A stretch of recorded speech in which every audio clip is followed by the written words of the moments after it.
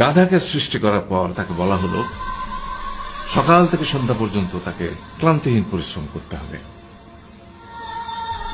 সারা জীবন তাকে পিঠে ভারী বোঝা বইতে হবে, খেতে পাবে শুধু ঘাস, আর তার মাথায় কোনো বুদ্ধি থাকবে না।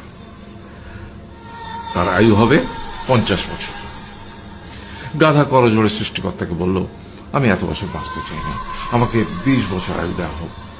সৃষ্টিকর্তা সেটাই মঞ্জুর করলেন।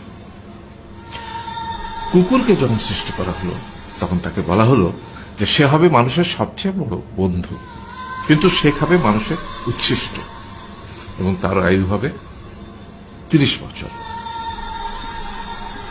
কুকুর সৃষ্টিকর্তাকে বলল, আমি এত বছর বাঁচতে চাই না, আমাকে 15 বছর আয়ু দেওয়া হোক। সেটাই মঞ্জুর করা হলো।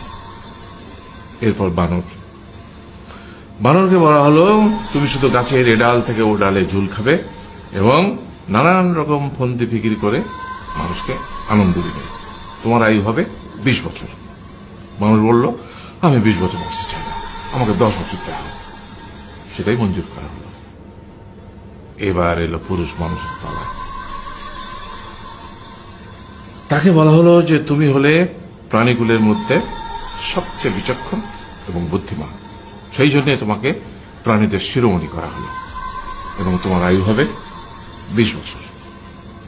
তখন পুরুষ মানুষ বলল, করজোড়ে বলল সৃষ্টিকর্তাকে যে 20 বছর আয়ু অত্যন্ত কম, হে প্রভু, আমাকে ওই গাধার সে যে 30 বছর আয়ু চায়নি সেটা আমাকে দেয়া হোক, ওই যে কুকুর 15 বছর ফিরিয়ে দিয়েছিল সেটাও আমাকে দেয়া হোক, আর যে বানর 10 বছর নেয়নি সেটা আমাকে দেয়া হোক।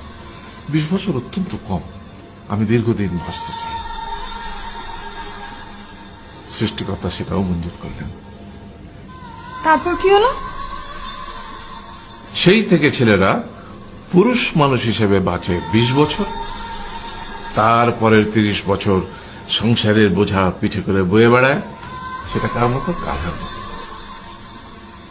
তারপরের 15 বছর সে তার ছেলে মেয়েরা যা দেয় সেই রকম ঠিক কুকুরের মতো উচ্ছিষ্ট খেয়ে বাঁচে।